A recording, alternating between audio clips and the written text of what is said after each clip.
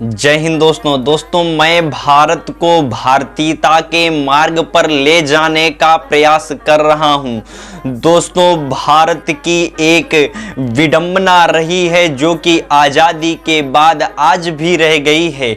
हम आज़ाद होने के बावजूद भी आज हम आज़ाद नहीं हैं। आज हम भाषा के आज़ाद नहीं हैं। आज हम संविधान के आज़ाद नहीं हैं। हमारा जो संविधान है वो संविधान आज भी अंग्रेजों के द्वारा लागू हुआ है। जो अंग्रेजों का कानून है, हमारे यहाँ नागरिकता ली गई है वो ब्रिटेन से ली गई है, मूल अधिकार लिए गए हैं वो अमेरिका से लिए गए हैं। ऐसा क्यों किया गया है? ये एक विडंबना रही है देश की, जिसे आज सुधारने का समय आ गया है सब लोगों को मिलकर के। दोस्तों, आज हम बात कर रहे हैं हिंदी और इंग्लिश भाषा की। इसमें महत्वपूर्ण भाषा कौन है, अच्छी भाषा कौन है? दोस्तों, आपको मालूम होना चाहिए भारत की भाषा थी हिंदी, लेकिन अंग्रेजों के आने के बाद सब अंग्रेज के अंग्रेज हो गए। क्योंकि मैकाले कहा करता था कि आने वाले 100 सालों के बाद हिंदुस्तानी दिखने में तो हिंदुस्तानी रहेगा, लेकिन वो माइंडली रूप से अंग्रेज हो जाएगा।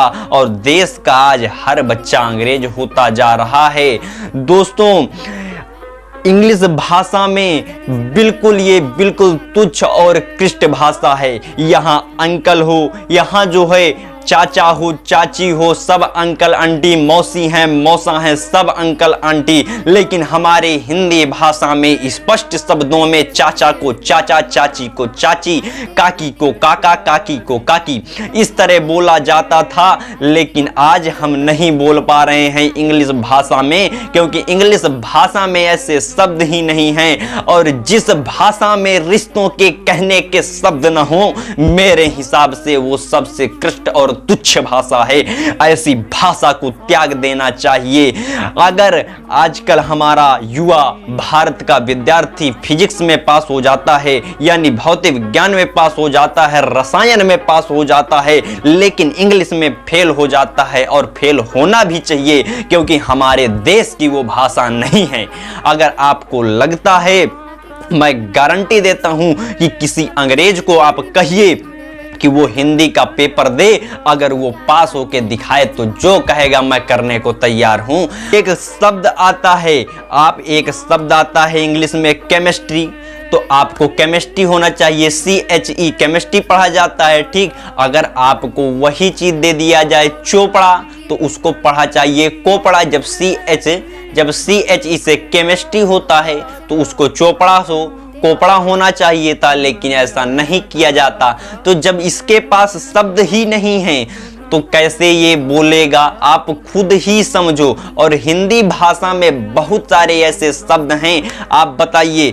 सूर्य की एक पर्यायवाची भी नहीं है अंग्रेजी भाषा में। अगर है कोई, अगर इंग्लिश का लाल है तो दिखा दे इंग्लिश में कि हमारे पास इंग्लिश में सूर्य की पर्यायवाची है, सन की पर्यायवाची है। लेकिन हमारे हिंदी भाषा में इतनी पर्यायवाची घुसी पड़ी हैं। भानु, रवि, भास्कर कितनी हैं, और हमारे चंद्रमा की जो हैं उसमें केवल एक बस शब्द है। हमारे पास 56 पर्यायवाची शब्द दिए गए हैं। तो आप समझ सकते हैं कि इंग्लिश भाषा कितनी उत्कृष्ट और तुच्छ भाषा है, जिसे आज ही त्याग देना चाहिए। और ऐसे सरकार को बहुत कदम उठाना चाहिए। आपको लगता होगा कि इंग्लिश भाषा अंतरराष्ट्रीय भाषा है, लेकिन मैं आपको याद दिलाना चाहता हूं कि हिंदी इंग्लिश अंतरराष्ट्रीय भाषा नहीं है।